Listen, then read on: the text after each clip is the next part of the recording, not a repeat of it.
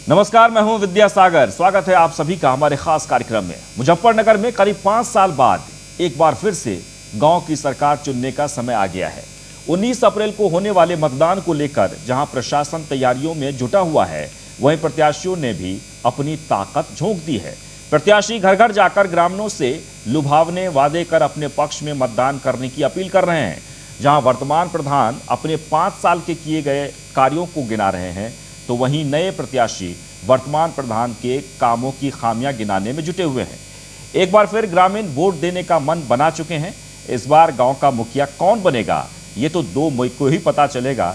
लेकिन उससे पहले जानते हैं गांव में पिछले 5 साल में वर्तमान प्रधान ने कितना विकास कराया।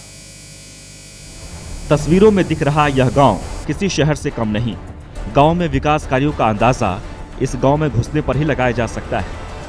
मुजफ्फरनगर के मीरापुर थाना क्षेत्र के गांव संभलहेड़ा आज किसी पहचान का मोहताज नहीं। यह सब संभव हो पाया है प्रधान प्रत्याशी अखलाक अहमद कुरैशी की वजह से। अखलाक अहमद कुरैशी 2012 से 2015 तक संभलहेड़ा के प्रधान भी रह चुके हैं। इस कार्यकाल में अखलाक कुरैशी ने गांव में खूब विकास कार्य कराए।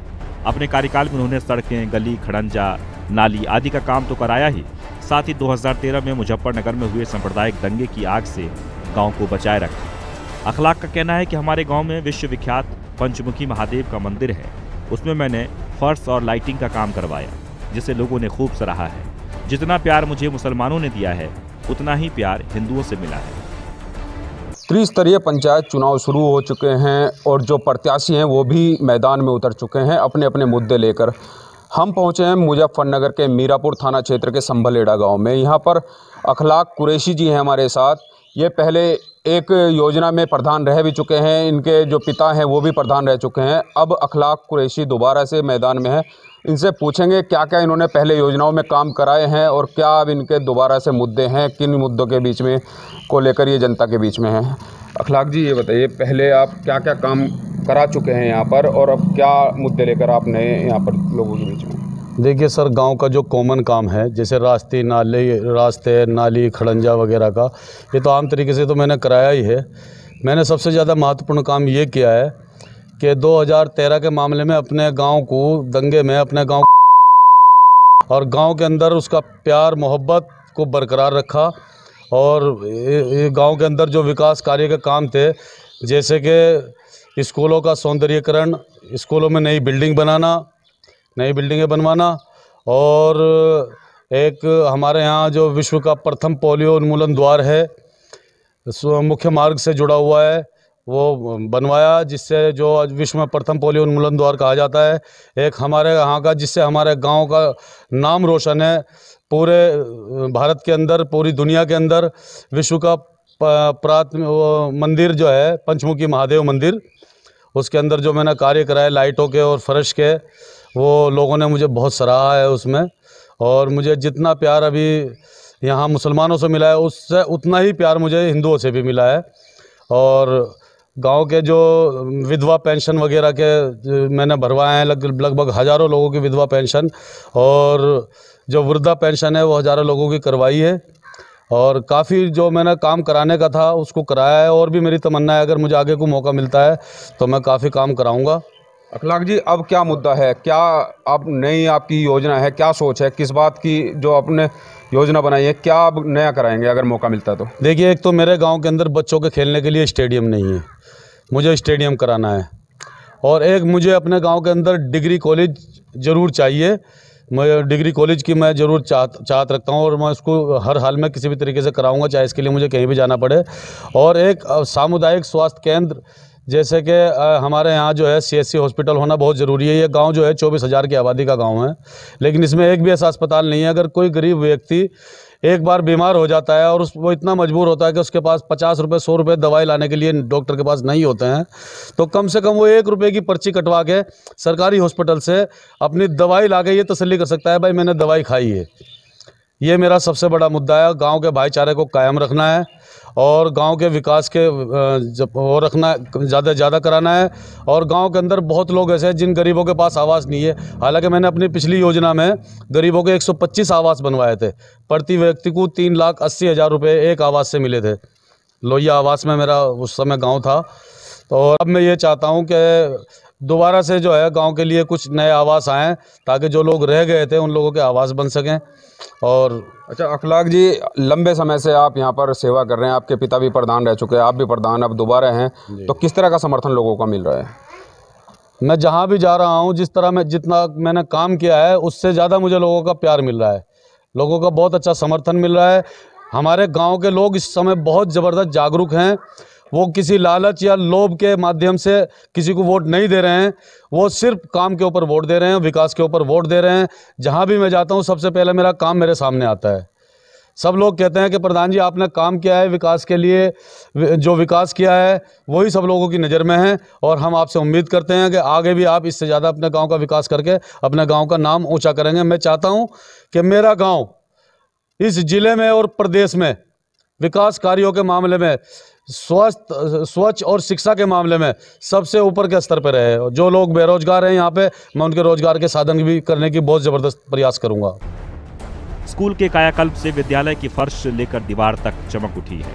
विद्यालय में हैंड वॉश लेकर सभी सुविधाएं हैं। परिषदीय विद्यालयों में कायाकल्प कराया गया है, जिससे विद्यालय में बच्चों के बैठने के लिए फर्नीचर की भी व्यवस्था है। स्कूल में बच्चों के लिए मल्टी हैंड वॉश, मॉडल इज्जत घर, सड़क से मुख्य भवन तक इंटरलॉकिंग कराई गई है।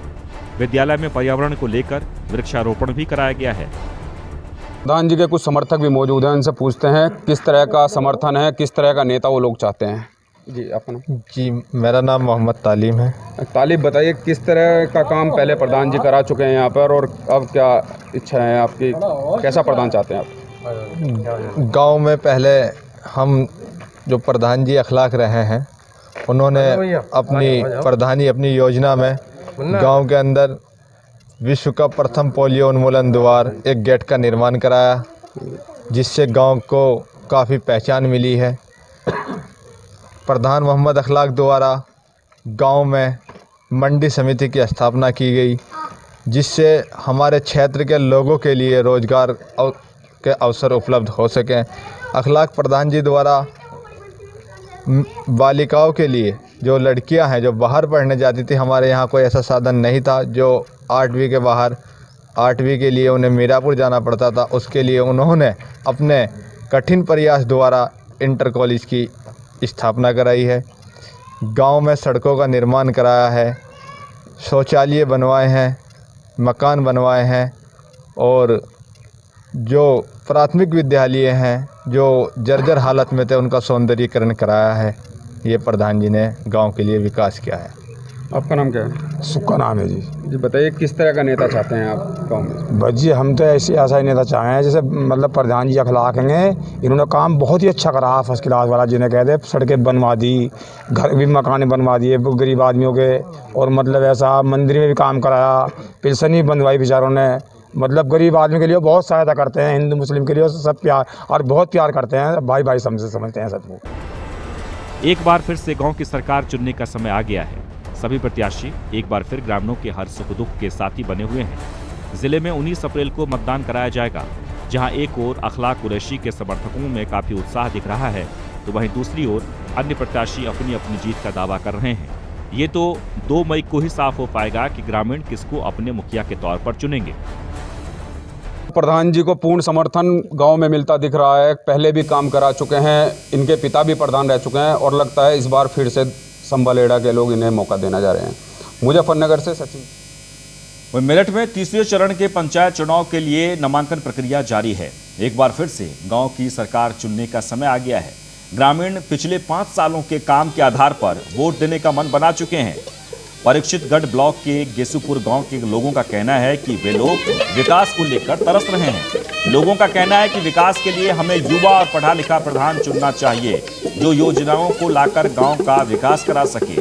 गांव के लोगों ने बताया कि हमारे यहाँ पर बहुत छोटी सी आबादी है, और न हमारे यहाँ कोई कॉलेज है, न ही स्वास्थ्य केंद्र, न खेलने के लिए कोई मैदान। आने वाले प्रधान से यही उम्मीद रखेंगे कि हमारे लिए यह सारी सुविधाएं उपलब्ध कराई जाएं, जिससे आने वाले युवा पढ़ाई, स्वास्थ्य और खेल पर ध्यान दे सकें। साथ ही ग्रामीणों ने बताया कि अगर गांव का प्रधान युवा होगा तो वह गांव में लाइब्रेरी बनवाने का काम भी करेगा।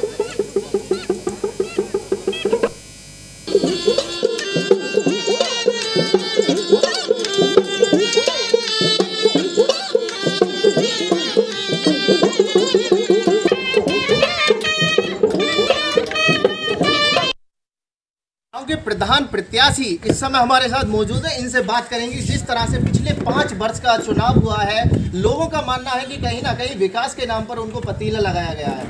आप कैसे प्रधान बनना चाहेंगे, लोगों को कैसे संतुष्ट कर पाएंगे अपनी प्रधानी में जैसे संतुष्ट करूँगा कि जो लोगों में जो हुआ है कि जो गाँव को तरक्की चाहिए, इंटर कॉलेज चाहिए, लाइब्रेरी चाहिए, या फिर जो जो स्कीम्स जो गवर्नमेंट लॉन्च कर रही है उसके बारे में हर किसी को नहीं बताया जाता है कि क्या क्या सुविधाएं गवर्नमेंट की तरफ से इन लोगों के लिए बनाई जाती है। प्रधान को भी इस चीज़ की नॉलेज नहीं होती है क्योंकि उसको भी इतनी एजुकेशन नहीं होती प्राप्त। आपने एजुकेशन में क्या कर रखा है जो गांव की जनता के लिए, जिस तरह से आप पर भरोसा है, लगातार जनता का एक ही मानना है कि हमें एक युवा पढ़ा लिखा चाहिए, क्योंकि जो युवा है यहाँ का, जो नौजवान है, उसका मानना है कि अगर डिग्री कॉलेज बनता है, स्वास्थ्य केंद्र बनता है, खेलने का स्थान बनता है, तो कहीं ना कहीं गांव के अंदर क्रांति आएगी। जो लोग हैं, जो बच्चे हैं, वो निकल करके यहाँ से एक अच्छे मुकाम को हासिल कर पाएंगे। क्या ये सही है? बिल्कुल ये सही है। मैंने एजुकेशन में BA-LLB कर रखा है, लॉ कर रखा है, जिससे कि मैं लोगों को हेल्प करूँगा, जिससे कि उनके फंडामेंटल राइट्स जो है, जो उनके संविधान में राइट्स लिखे हुए हैं, वो लोगों को नहीं पता होते। आप BA-LLB करके गांव में प्रधानी के प्रत्याशी बन रहे हैं, आपको कहीं अच्छी नौकरी करनी चाहिए, क्यों आप इस चीज़ में इन लोगों के बीच में पहुंच रहे हैं? क्योंकि मेरे को मेरे माँ बाप ने सुविधाएं दी पढ़ने लिखने के लिए, बट हर किसी को सुविधाएं उपलब्ध नहीं हो पाती है। मैं इस गांव का इतना विकास करना चाहता हूं कि हर किसी को यहीं से सुविधाएं प्राप्त हो, जिससे कि वो अच्छी शिक्षा प्राप्त कर पाए। आपने अपने मैनिफेस्टो में ऐसे कौन कौन से प्रस्ताव बनाए हैं, ऐसे कौन कौन सी चीज़ बताई हैं जो गाँव वालों के हित में काम होगा और साथ साथ गाँव का विकास भी होगा? जैसे कि मैंने पूरे गाँव से बात करी, सबसे क्वेश्चंस पूछे कि क्या क्या उनको डेवलपमेंट चाहिए, तो उससे मुझे ये पता चला इस गांव को एक तो पानी की टंकी सबसे बड़ी दुविधा है। यहाँ पे पानी की समस्या सबसे बड़ी हमारे गांव में है। फिर उसके बाद बच्चों के लिए खेलने कूदने के लिए पार्क नहीं है, फुटबॉल ग्राउंड नहीं है, क्रिकेट ग्राउंड नहीं है। फिर उसके बाद हमारा एजुकेशन सेक्टर, यहाँ पे इंटर कॉलेज ही नहीं है। तो इससे पता चलता है कि डेवलपमेंट हो ही नहीं सकता जब तक इंटर कॉलेज हमारे गाँव में नहीं आएगा, जब तक लोगों को पता नहीं चलेगा कि क्या एजुकेशन है, कैसे डेवलपमेंट होता है।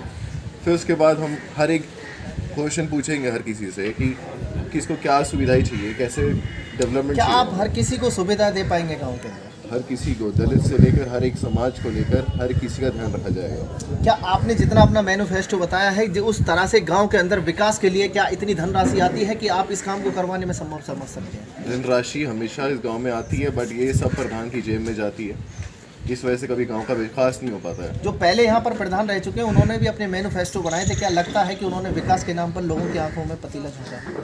बिल्कुल साफ साफ दिखता है कि उनके गांव के सबसे पूछ रही है, किसी को लगता नहीं कि गांव में 1% क्या आप गांव के लोगों के विचारों पर जिस तरह से आपको सपोर्ट कर रहे हैं, आप यहाँ पर नहीं थे फिर भी लोगों का मानना है कि जो आने वाला युवा है उसको हम चुनना चाहेंगे, जो पढ़ा लिखा है उसको चुनना चाहेंगे, क्या आप इनके विश्वास पर खरे उतरेंगे? क्योंकि गांव की जनता बहुत भोली वाली जनता होती है, उनका बेवकूफ़ बनाना बहुत ही आसान बात होती है। बेवकूफ़ तो कोई भी बना सकता है, लेकिन हम बेवकूफ़ बनाने के लिए यहाँ पे पढ़ लिख के नहीं आए हैं। मैं अपनी एजुकेशन सब कुछ छोड़ के यहाँ पे आया हूँ, यहाँ पे पढ़ लिख के आया हूँ, यहाँ पे डेवलपमेंट करने ही आया हूँ, यहाँ पे लोगों को बेवकूफ़ बनाने नहीं आया हूँ। यहाँ पे मैं यही चाहता हूँ कि सबका विकास हो, सबको एजुकेशन प्राप्त हो, सब एक दूसरे से जुड़े रहे। और देखिए यहाँ और भी लोग हैं, उनसे भी बात करेंगे कि यहाँ का जो मानना है कि लोग जो पिछले 5 साल में जो अंधे भक्त बनकर बैठा करते थे, आज उनकी आंखें खुल चुकी हैं। उनका कहना है कि कहीं ना कहीं विकास जो करवाएगा हम ऐसा प्रधान चुनना चाहेंगे, जो पढ़ा लिखा हो उसको प्रधान चुनना चाहेंगे, क्योंकि आज के क्षेत्र में जो पढ़ा लिखा है वो कहीं ना कहीं से गांव के लिए योजनाएं खोज कर लाएगा और गांव में विकास करवाएगा। इनसे बात करेंगे, कैसा प्रधान चुनना चाहते हैं? बढ़िया जी बढ़िया। कैसा प्रधान चुनना चाहते हैं? बढ़िया तो सभी होते हैं, लेकिन आपकी क्या शैली है, कैसा मान्य है और कैसा कहेंगे कि हमें ऐसा प्रधान चाहिए? काम के बढ़िया है जी ये प्रधान, ये जो चुन रहे हैं इनके। आपका क्या नाम है? मेरा नाम हासिम है जी। हासिम जी, कैसा प्रधान चुनना चाहते हैं अपने गांव के अंदर? प्रधान ऐसा चुनना चाहते हैं जो गांव का विकास कर सके और जो है गांव का नाम रोशन कर सके। पिछली योजना में इतना काम नहीं हुआ। 5 साल पहले जो प्रधान आपने चुना था, क्या आपको विश्वास नहीं है कि उसने विकास करवाया? नहीं, विकास इतना नहीं हुआ जितना उन्होंने वादे करे थे। कौन कौन से वादे करे थे और कौन कौन से विकास नहीं हो पाए, जो वादे के बाद में भी नहीं हो पाए? वादे करे, सड़कें बनाएंगे, गली रास्ते सब लगाएंगे, कहीं ऐसा काम इतना खास हो नहीं पाया था।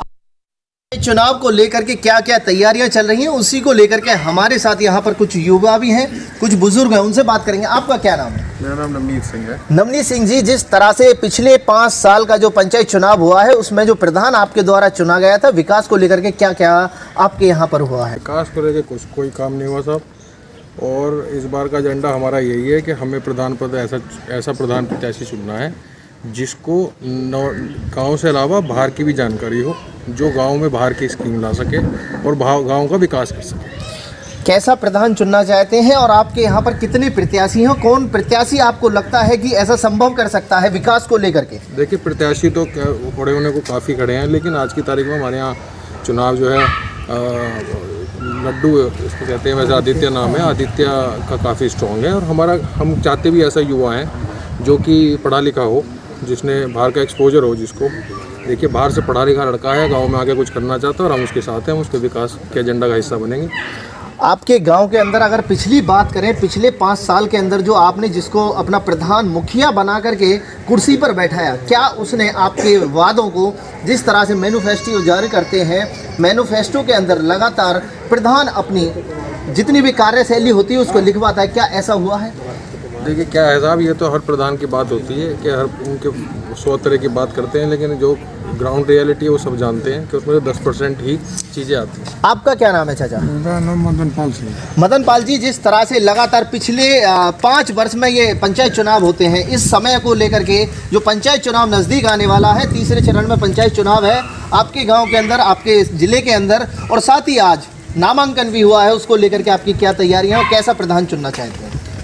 हम तो यही चाहते हैं, पढ़ा लिखा युवा, नई उसका जो थोड़ी उम्र में लड़का आवे, तो बुजुर्ग तो कुछ हो नहीं पाता, वो तो अपने लिए करते। क्या नए लड़के को तजुर्बा इतना होगा जितना बुजुर्ग को तजुर्बा होता? तजुर्बे के आगे क्या नया लड़का उस चीज़ को कर पाएगा? आपके कहने का हिसाब ये है कि नया लड़का होगा तो वो कहीं ना कहीं ज़्यादा विकास करेगा, क्या बुजुर्ग इस काम को नहीं करवा सकते हैं? बुजुर्ग में वो बात नहीं होती जो जवान लड़के में होती है, उसमें हिम्मत भी ज़्यादा होती है काम करने के। बुजुर्गों की तो वो सलाह लेता रहेगा, काम करता। पंचायत चुनाव को लेकर के जीरो ग्राउंड से न्यूज़ वन इंडिया की टीम पहुंचती है और वहां पर देखती है कि प्रधान को लेकर के लोगों के अंदर क्या विचार है, कैसा प्रधान चाहते हैं। इस समय हम जिला मेरठ के गेसूपुर में मौजूद हैं, यहाँ के लोगों से बात करेंगे, यहाँ के लोग कैसा प्रधान चुनना चाहते हैं और जिस तरह से लगातार प्रधान चुने जाते हैं, क्या वास्तव में प्रधान काम करवाते हैं या लोगों को बेवकूफ़ बनाने का काम करते हैं। लगातार देख सकते हैं कि हर 5 साल बाद प्रधान का चुनाव होता है, गांव के लोग विश्वास करके गांव में प्रधान चुनने का काम करते हैं। क्या वास्तव में ऐसा हुआ है? क्या विकास हुआ है या विकास के नाम पे पिछली 5 साल में लोगों के आंखों में मिर्च झोंके गए हैं? साथ ही बड़ी बात यह है कि इस समय कोरोना की संख्या लगातार बढ़ती जा रही है, उसको लेकर के किस तरह से गांव के अंदर प्रधानी चुनाव को लेकर के, पंचायत चुनाव को लेकर के कैंपेनिंग चल रही है, क्या व्यवस्थाएं की जा रही हैं, उसको लेकर के हमारे साथ यहाँ पर लोग बात करने के लिए मौजूद हैं। इनसे बात करेंगे कि पंचायत चुनाव को लेकर के इनके अंदर कैसी जागरूकता है, कैसा प्रधान चुनना चाहते हैं अपने गाँव के अंदर।